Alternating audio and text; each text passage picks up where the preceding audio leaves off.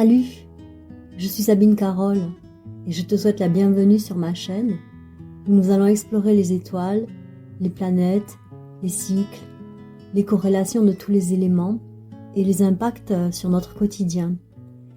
Nous allons voyager dans tous les temps et aborder une multitude de sujets.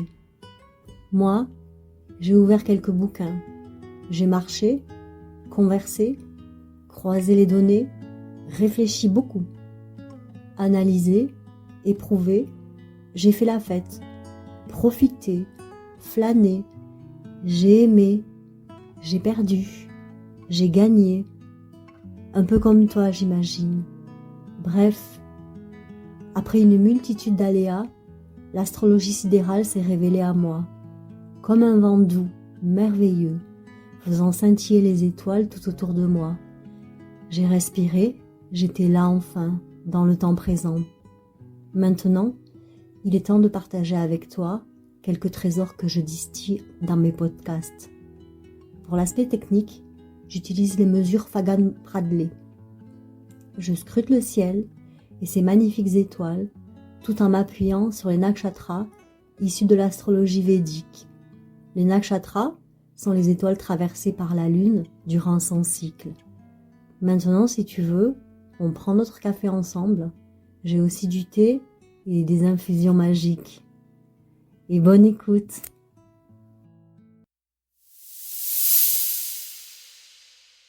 Bien installé?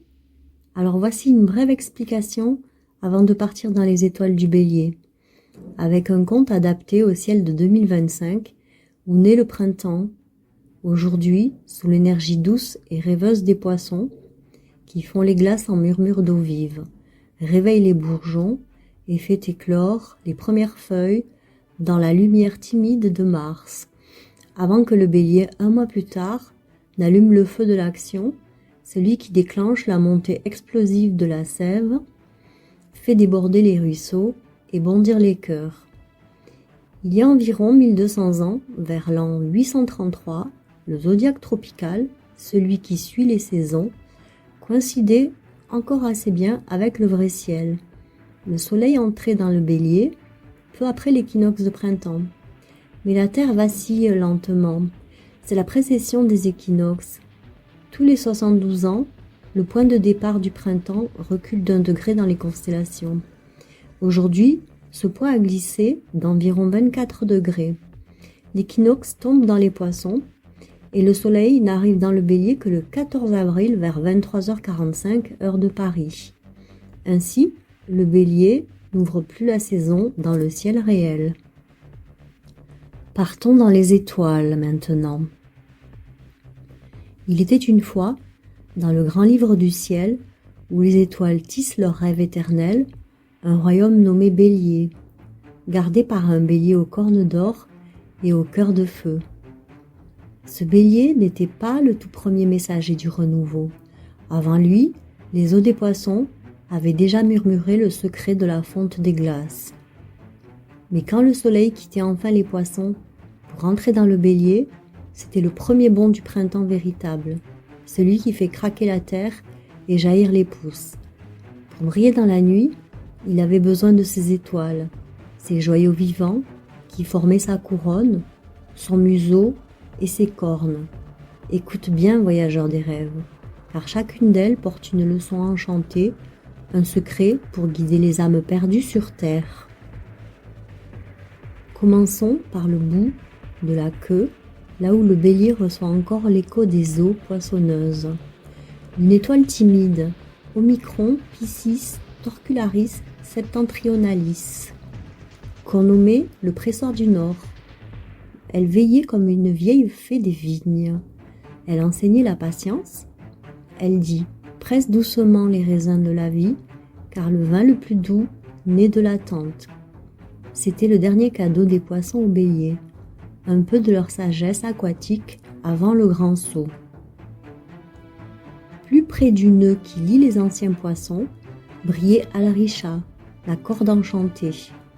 2 lucioles jumelles dansaient dans un lien magique, formant le pont où le soleil disait adieu aux poissons pour saluer le bélier. Alricha murmurait au voyageur. Les liens les plus forts sont invisibles, tissés de confiance et de promesses. Grâce à elle, le bélier a appris à honorer le passage, à transformer la douceur des eaux en élan de feu. Mais voici que le regard du bélier s'éveillait. Près de sa tête, une étoile empruntée à la belle Andromède voisine, Miracle. La ceinture lumineuse scintillait comme un miroir enchanté. Elle reflétait les rêves des princesses enchaînées et libérées. « Regarde en toi, disait Miracle, et tu verras ta propre lumière. » Le bélier, en la portant, se rappelait que même les héros ont besoin d'un éclat emprunté pour briller plus fort. À ses côtés, Shératane, la sentinelle des deux seuils, montait la garde comme un chevalier fidèle. Petite mais vaillante, elle marquait la frontière exacte où les poissons s'effacent et où le bélier commence. Sa leçon était claire. Sois courageux à la porte du vrai printemps, car c'est ici que l'hiver rend son dernier souffle. Sans Shératane, le bélier aurait trébuché au seuil du zodiaque. Puis venait Mésartime, souvent confondue dans les contes avec les reines du Nord, mais ici dans sa juste place, la compagne. Elle dansait en duo avec Shératane, enseignant l'harmonie. À deux on est plus fort. Trouve ton partenaire dans la valse du ciel. Au cœur du museau trônait Amal, l'agneau écarlate, la plus brillante de toutes, une rubis vivante dans la nuit. Amal rugissait doucement. Sois le leader de ton troupeau, mais avec douceur, car la vraie force guide sans blesser. Le bélier en fit son phare, illuminant les nuits pour annoncer le renouveau après le message des poissons. Près d'elle, Barani, la porteuse de feu, une étoile aux flammes cachées, veillait comme une forgeronne des âmes. Elle portait le poids des naissances et des fins, murmurant « Tout ce qui naît doit mûrir dans le feu de l'effort. Accepte la transformation et tu renaîtras plus fort. » Barani apprit au bélier que le printemps n'arrive qu'après la fonte promise des poissons.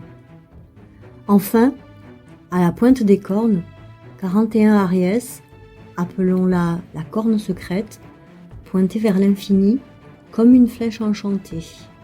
Petite et mystérieuse, elle chuchotait la dernière leçon. Vise haut, même si tu es la plus humble. Ton éclat si discret peut percer les nuages et inspirer les rêveurs.